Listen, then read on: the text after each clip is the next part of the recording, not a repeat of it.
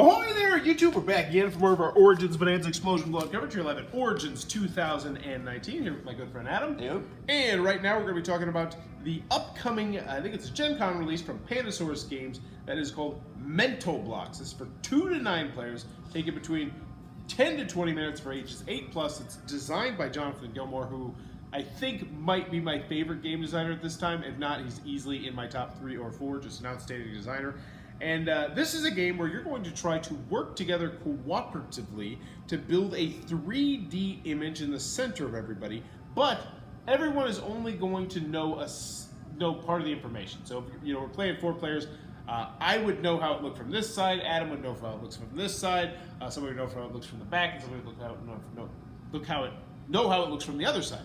And you have to try and arrange and you have 10 minutes to arrange these foam blocks into exactly the right way that is going to match the answer key card in front of you.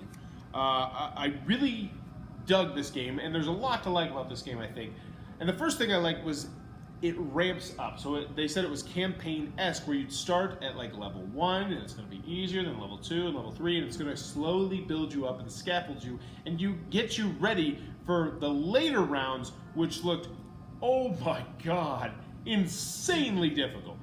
And they were telling us the backstory about this, which was really interesting, that they pitched this, or I guess Jonathan pitched this to like one of those companies that does like, that works with big companies that they like executive retreats. Yes, and that sort of thing. Like, it's like, oh, we all work together, we all see our own thing, but when combine it, we could be the synergy and great team. And apparently they were like, this is a little bit too much of a game for us to like it like that. Pandasaurus snatched it up, which I thought was an interesting behind-the-scene thing. But the other thing that really was cool about it were there were glitch cards, which were like table-wide problems that people would have to deal with. And then there were also restrictions, which is specific things other people would have to deal with. And there's a whole variety of those. There's a good deal of variability if this was too easy for you. They also had, one of the cards was like a trader card, which looked really cool, where they actually get to see the finished product, and they're trying to make sure that it doesn't happen in the 10 minutes. I don't know. With that... That would be interesting to play with. We didn't play with that. But what did you think? What did you think of it? I liked it. As you said before, I love spatial awareness games. Just building these little things. Like, I could see myself just playing this by myself for a long time. Like, I would probably run through all of them and wish I had more. I think there was 60 or something like that, yeah. And they didn't even show us like the hardest of the hard. Oh yeah, like it was a mound of blocks. Yeah, like, and actually the second one they showed us was one of the like. I think it was level 2 or level. It was like slightly easy. Like it was like just a smidge above easy. And it was like. And we're like, how did that happen? And she was showing me, and it was like, oh, this is an angle, and it looks like a square from this side. I was like, oh. And I think if we actually played through it, your brain would start becoming more oriented to what things could potentially be.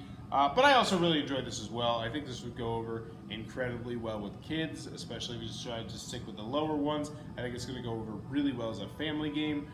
Party game. I think this could be a really solid party game. It goes up to 9 players, and you could be looking at it from a whole bunch of different angles. Yelling at each other. Yeah.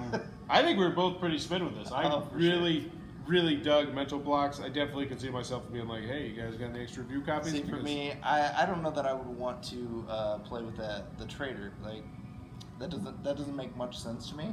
That's fair. That's fair. It's like, I don't know, something they tacked on to make it seem like more of a game. And I do want to say that this trader is not like a huge element of the game. It's just one of those, I think it was like one of those restriction cards.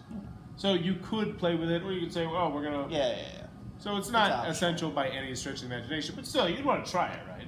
Yeah, I'll try it. I think it'd be fun. Let me know in the comments below. Mental Blocks. It might be a cup of tea. If you're enjoying what we're doing, click on the subscribe button down below. If you want to support the channel, click on the little Amazon Associates link down below. And in the comments below, let me know. Jewel, the singer. You a big fan of Jewel? What? Jewel, the singer? Not a big fan. I know who she is. Oh, big fan over here. Me personally, yeah. I like her. I like her a lot.